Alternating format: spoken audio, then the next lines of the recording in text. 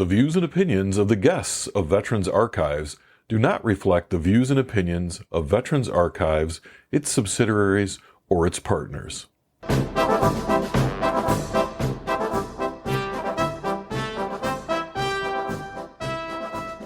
Hello and welcome to Veterans Archives. This is a podcast where you can learn about our military history in the words and voices of the men and women who lived and created it.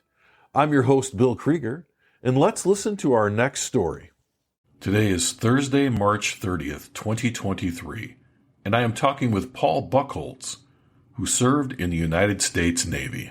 And it is his birthday today, so happy birthday, Paul. Thank you. But let's get started. So since it's your birthday, let's kind of start out very early.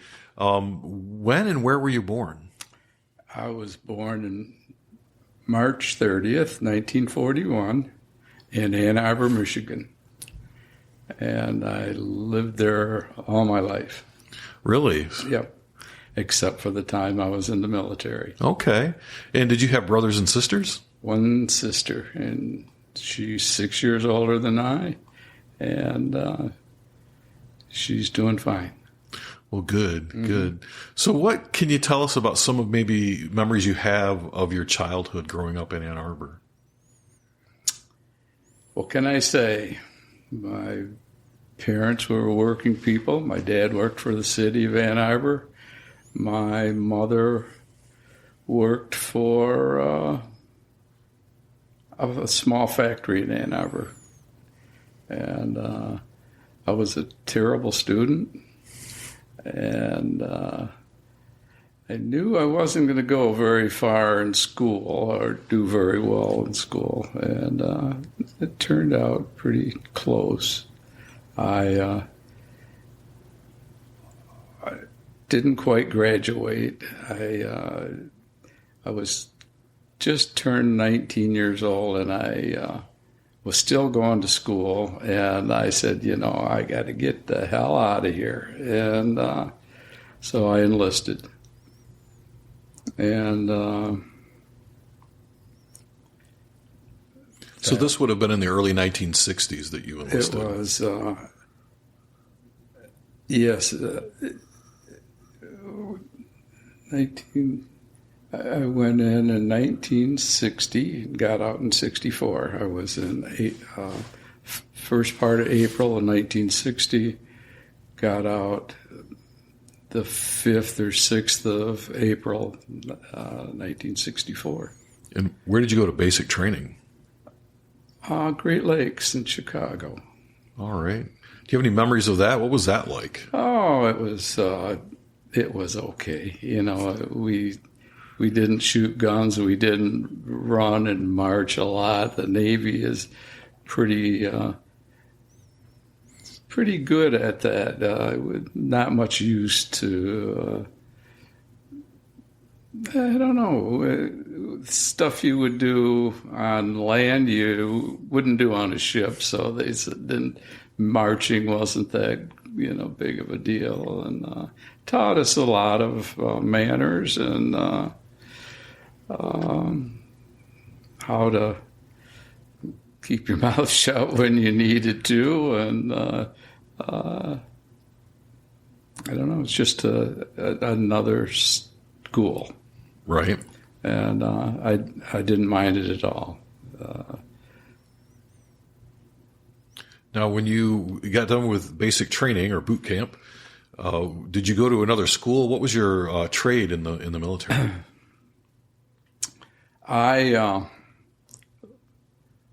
was going to be a aerographer's mate. I was going to be a weatherman, and I was waiting for a school. And they put me in a receiving station in Philadelphia till the school had an opening for me. And so I run into my old girlfriend, and she was going to school in Boston, and Boston and Philadelphia, not too far apart, and we started seeing one another, and again, we had gone together all through high school, and we decided that we should just get married, and I didn't know what to do with my school that I was waiting for, and I went to the powers that could fix this, and I told them I didn't want to go to the school, and is there any idea where I might go? And a few days later, they said, how would you like to stay in Philadelphia at the Naval Air Station? I said, that would be perfect. And they said, you're giving up a lot by giving up the school. And I said, I can't help it. I have to do it. And I didn't really have to, but I did. And so that's how I got there, and I started working on catapults. It was a test area for catapults, which they use on aircraft carriers to shoot off the planes. And when I was done there on this test site for 2 years, I went right to a obvious aircraft carrier. And so that's how I ended up. The kind of bad thing about my whole career was I called my wife. I was waiting for a ship, and it was either the Forrestal or the Saratoga. And I was there by myself, and as soon as the ship come in and we found out where we were going to be, she was staying with either her mom or my mom, and so anyhow, in this receiving station, they told me, you're going to take the Forrestal or the Saratoga to the Med, and then you'll catch your ship and come back. I said, that's the plan. Everything is going just fine. And then the ship started pulling out, and the guy said, hey, you guys better take a last look at the States, because you're not going to be back for 7 months. And we thought, oh, he doesn't know our plans. And come to find out, he was right. No way to call my wife and tell her that I am going to be gone for 7 months. The plan about you coming to Norfolk and isn't going to happen this time. Right. So that's exactly what happened. I took a ship to replace the ship and 7 months later, I was back. So what do you remember about that particular cruise? Do you remember some of the ports you went to or some of the things that you did while you were there? It was a goodwill tour. It was really a good cruise. There was no problems. Everything was fine in the world at that particular time. And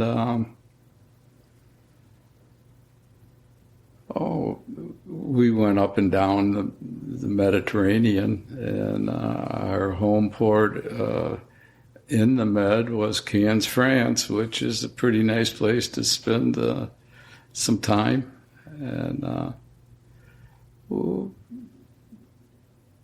it was just good. The division I worked in on the ship, when we came to port, we took the trucks and vehicles that the ship had to drive officers around.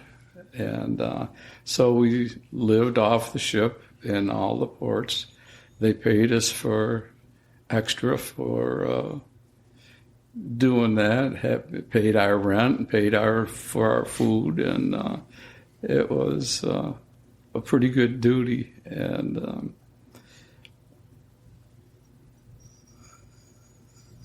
I got to drive around, mostly officers, or picking people up at airports or taking them to airports in all of the countries and all the ports we were in. And let's take a quick break. Veterans Archives is a 501c3 nonprofit organization, and we rely on donations from our listeners. If you are enjoying these stories and would like to support our continued efforts, please go to www.veteransarchives.org and select the donate button. Thank you. So did you get to see a lot? You got to see a lot more of the port then because of the work you were doing? We did. As a driver, we saw the people. We lived with them. I think they give us $25 a day for our board, and two guys could get together, and for $3 a piece, you could pay for your room, and so we got to save a lot of money. And I sent a lot of money home on that cruise to my wife. So it was my first endeavor of saving money. Now, did that ease the difficulty of being gone for 7 months unexpectedly? 7 months will heal just about anything if it's going to be healed at all. And she had a big family, and we had a good family, and everything was fine. And so that's kind of the way that went. The ship did come back, and what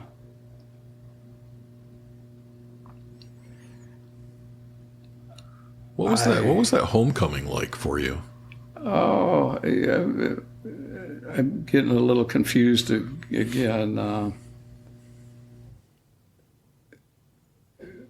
We got back from the cruise. Actually, we didn't. I come to find out my wife was pregnant, and she had a baby while we were gone. And that was still fine. She stayed with my parents because they had a lot of space. She didn't stay with her parents because there was 7 kids already there. And so anyway, I ended up getting flown off from that ship. And it was an emergent humanitarian leave. Mm-hmm. So I got stationed at Grosse Ile, and and it was for supposedly 6 months. I'd help, heal all the wounds, and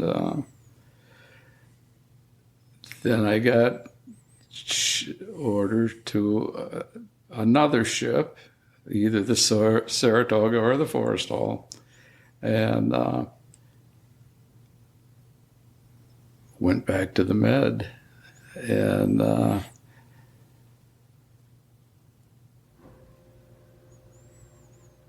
so was this similar to the previous tour then, or was this? It was exactly the same thing. It was like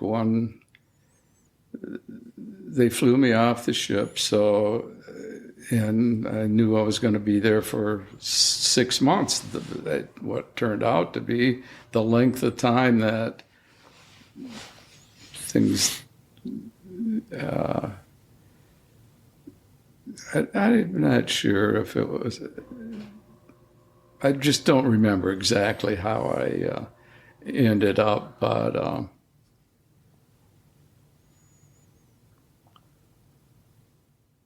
So you ended up on another cruise, though, right after coming home. I came home, but I didn't come home with the ship. Right. Then I picked up the ship that was supposed to relieve the ship I had been on. So that kind of happened to you twice then, right? It did. You ended up Two cruises. Yeah. Yeah. So, even though I spent some time home from the first ship, we were separated for quite a while. Yeah. Somehow, I didn't have to go back. I had to go when I got off this humanitarian leave. Supposedly, I was going to go to a ship again that didn't go anywhere, and my wife and I got a duplex house trailer. And I haven't heard of that before. 2 Navy families with no kids. So we thought we were going to be in Florida till I got out. And sure enough, they sent me back to the Med. And so I had to get Sherry home again.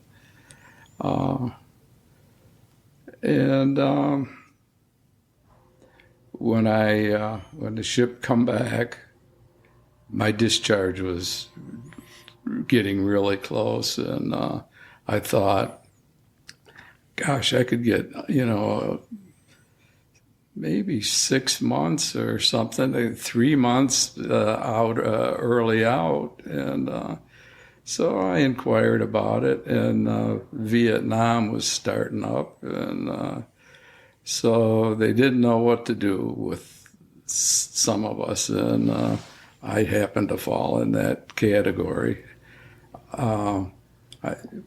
Drake and I was looking at this a little earlier today, and it was it showed the day I went in the Navy and the day I got out of the Navy. Well, I went in like 5 days or something before 5 days after I turned 19, and I got out 5 days before I would have had my full tour. And so basically I spent 4 years in and less like 2 weeks. But I inquired about, when do you think I will get some papers to get off this thing? And they said, I don't know, we're waiting for them. We haven't got them. And so finally I said, how much time do I have on the books? And they said, I'll check. And I had 30-some days on the books. And I said, could I take that? And they said, yeah, if you wanna. If you're not here, we'll hold your orders until your discharge until you get back. I said, that's fine.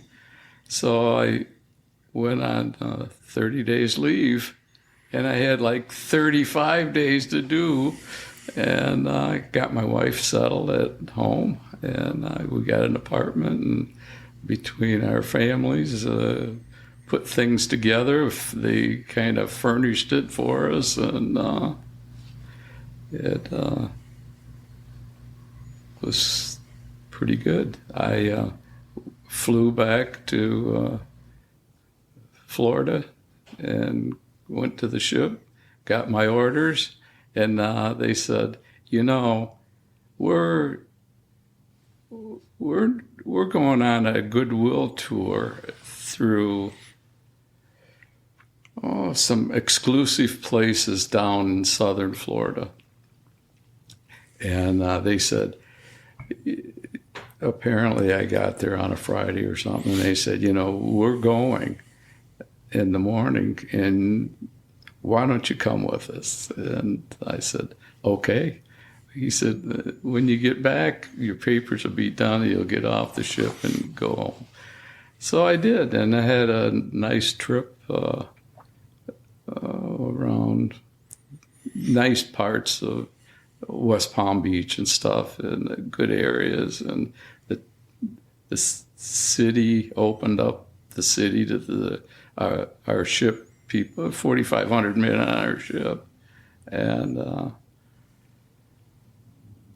we opened up the ship to the civilians around southern Florida. So it was a good weekend for everybody, and it was fun. And I went back, got my papers, and caught a plane home, and that was it. It was pretty. What a great way to end your time in the military. It was that little tour there. It was. I liked the Navy. I didn't know what I was going to do. I had really no skills that I could use on the outside, and a cab driver maybe. I don't know, nothing aviation wise. I was an aviation machinist mate, and. Well, let's talk a little bit about that. So you came back. You came back to Ann Arbor then? Yes. And so what did you do? So you had one child while you were in the Navy. And we lost her. Okay. And my wife's doctor said, he talked to us and said, the best thing I can do for you two is to tell you to have another baby. There was no reason. This was a crib death, and it was no reason for it. No, nothing is gonna, nothing wrong with you two. And so shortly after I was out, she became pregnant, and everything has been fine since then. So you just have one child, and after two. that? Oh, two. A good son and a daughter. And I don't know. It's we've been married 63 years this year. Congratulations. Yeah. That's no small feat. What did you do when you got out of the Navy then? When you came to Ann Arbor? I went looking for a job. I had no money, no skills. I actually became a laborer on a cement crew, and I didn't mind it. I made pretty good money compared to what I had been making, and so I was happy there. But I knew I couldn't do that, forever. I was too small to be doing that kind of work. So I just kept looking, and pretty soon people picked me up and taught me something, and it took a long time to teach me some things, but we did all right for ourselves. Well, good. So what did you end up in the construction trades then? Kind of. I worked,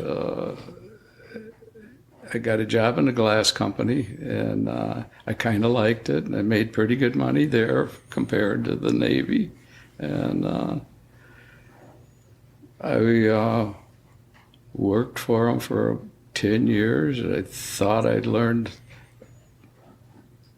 pretty good basics, and I thought the company was going to go broke. And so my wife and I saved our money. We had bought a couple houses even over the time I got out of the Navy until I went into business for myself. So I worked hard. I did anything to make a dollar. Like my grandson Nick, he's a working fool. He doesn't care, and I never cared. I knew I didn't care how much they were going to pay me. If they hired me, they would hire me again. And I just said, pay me what you think I'm worth. And geez, they were happy with me a lot of times, and made some money. So anyway, and the company I was working for were going broke, and I had saved like $8,000. I wanted to build a garage on my house, and then when I knew that this job wasn't forever, I talked my wife into letting me go into business for myself. So we did that, and that was 50 years ago this year. And what business is it? Oh, we own a small glass shop in Saline. Okay. And I had to work like hell. I couldn't afford to go broke. I spent everything I had again, and it was... Well, it's been around for 50 years. You must have done something right. Yeah, I know. I worked hard. Yeah. So are you retired now? Oh, yeah. My daughter's running it. Okay. And his mother-in-law is running it. Uh-huh. And he's got a brother-in-law working there. And we're kind of breaking in his son. We're going to get him in there, but he's got to wait a couple more years. He is there every day, but it's also been sort of a daycare for our kids, my wife and I's kids, and my daughter's kids. His wife was brought up there. In fact, she's working there again. She's a registered nurse, but she couldn't really work the hours right now with a 1-year-old baby. And so she could bring him to work.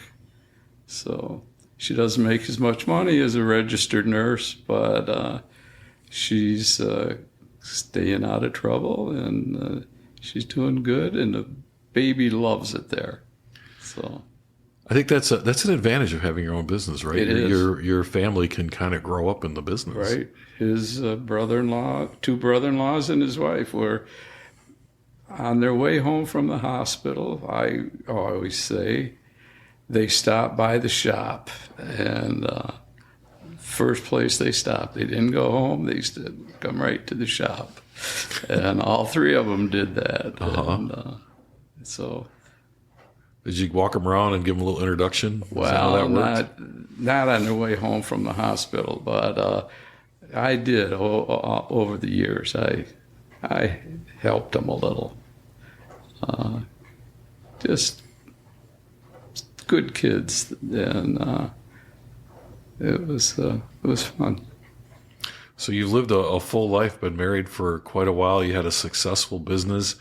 You spent some time in the Navy, and it sounds like you have great memories of that. I did. As we kind of wind up, people may be listening to this years from now, and I'm just wondering, what message would you give to people, years from now when they're listening to us talk like this? I don't know if I don't know if there's anything. I think everybody has their own road to travel, and just make the best of it. That's work hard, play hard, have fun, and save your money. Thank you for listening to another episode of Veterans Archives, the podcast that brings you the story of the men and women who have created and lived our military history. If you or someone you know served in the military and would like to share your story with Veterans Archives, please go to www.veteransarchives.org, select the Apply Now button, and fill out our application, and someone will get right back with you. Veterans Archives is a 501c3 nonprofit organization, and we rely on the donations of our listeners. If you are enjoying these stories and you support our efforts, please go to www.veteransarchives.org and select the Donate button. Any donation is certainly appreciated. Look for Veterans Archives on your favorite social media. We are on LinkedIn, Instagram, and Facebook. Just look for Veterans Archives. Like, follow, and share our page. We'd certainly appreciate it. If you or someone you know is a veteran and you are struggling with mental health issues, please dial 988 and select option 1 for the Veterans Crisis Hotline. Please be sure to tune in next time for the next episode of Veterans Archives.